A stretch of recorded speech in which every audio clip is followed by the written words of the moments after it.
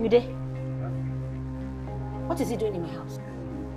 Mommy, actually... So, you are now doing business with criminals? Where my money? Do you have to come back to my YouTube channel? This is the Gist with Loba, and I am Loba.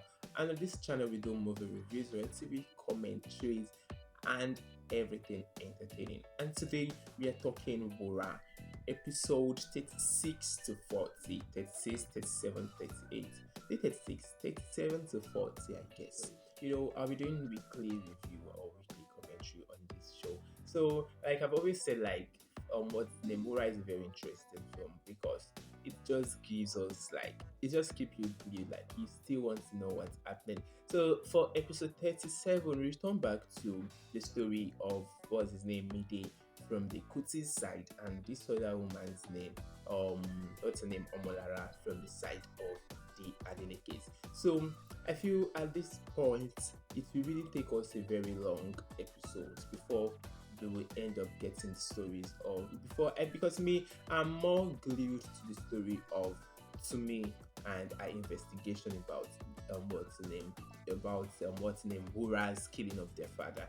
That's all I care for me. However, this new story of Mide and Omolara is becoming way more interesting than I actually thought, because that from that's for last week, that was 33 to 36. I was more of like, these people should do and get out, because I was like, they should just get out. I want them to catch Wura. But now I'm enjoying the story because Mide is just lying to the family. Like, who does that? Who gives their family this kind of lie? And I feel like Mide will get himself in a very, very big trouble.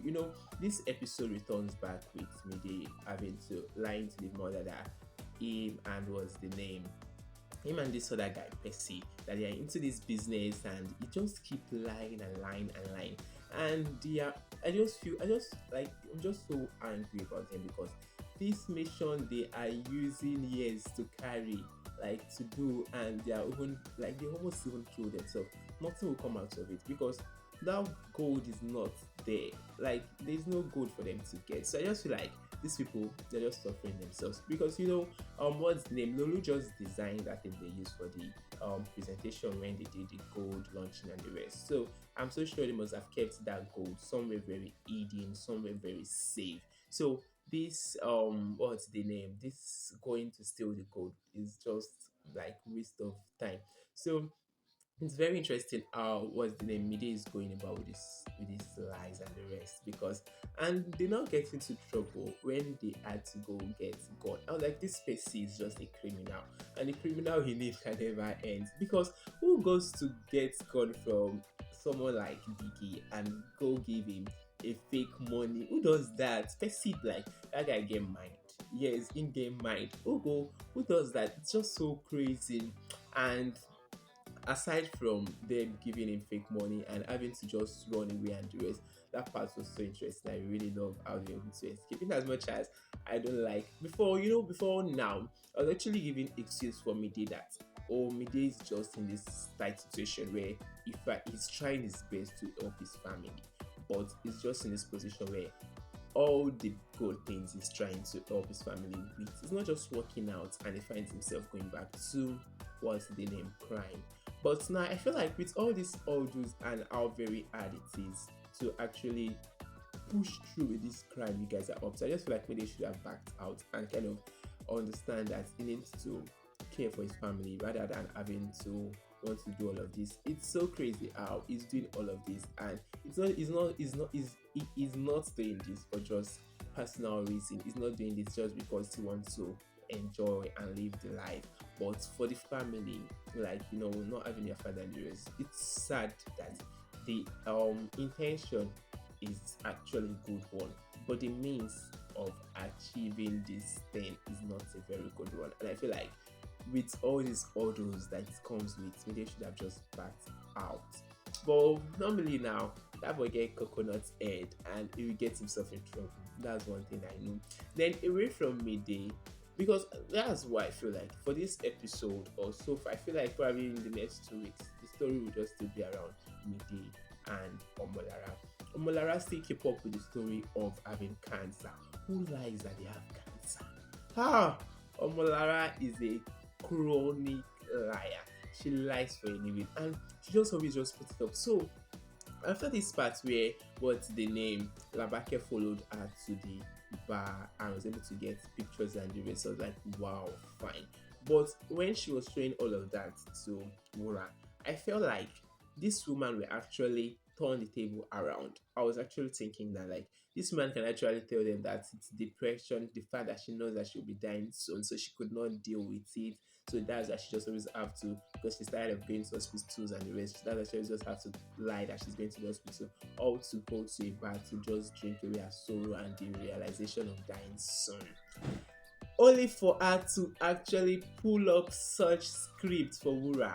Oh my god, I felt bad for Wura. That even as much as Wura is trying her best to bring out this thing, like Wura just has this instinct that Omolara is lying about everything, and it's understandable. But while you're trying to prove yourself to everyone that this is a lie, it's just so sad that everything is not just working in good, like just seem as if she's just like an antagonist, she's just a wicked person who is not going like remorseful, does not care, like getting to hear that someone is battling cancer.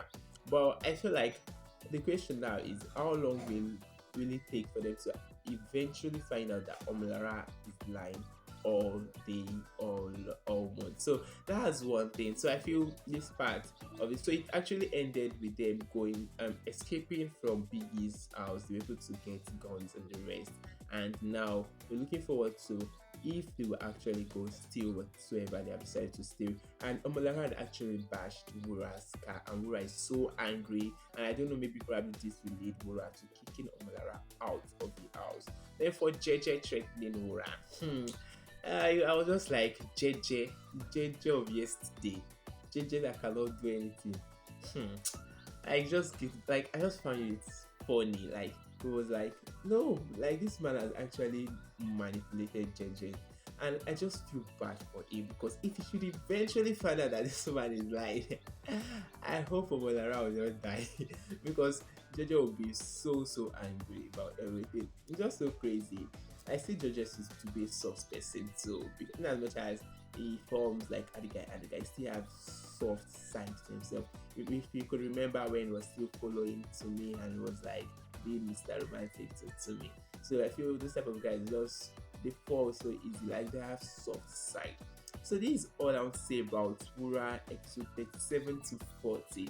This week we're looking forward to more episodes, but I kind of want the story to go back to me and a way of getting to find out how their father died. Though it's understandable that they will all just have to let it go safe, because, and I don't know, this film is actually a good one, and I don't want to overthink what the story will be like and everything, because it's still understandable that everybody had let go the story of Pakuti dying, because they've actually turned the table around and pinned the death on what's this guy's name, Femi, who died. And I think it's not like fair, it's fair game, so nobody's feeling like somebody killed their father or somebody they need to revenge, because even the person where they want revenge for, or like the person that they're supposed to all responsible for this death is even dead too.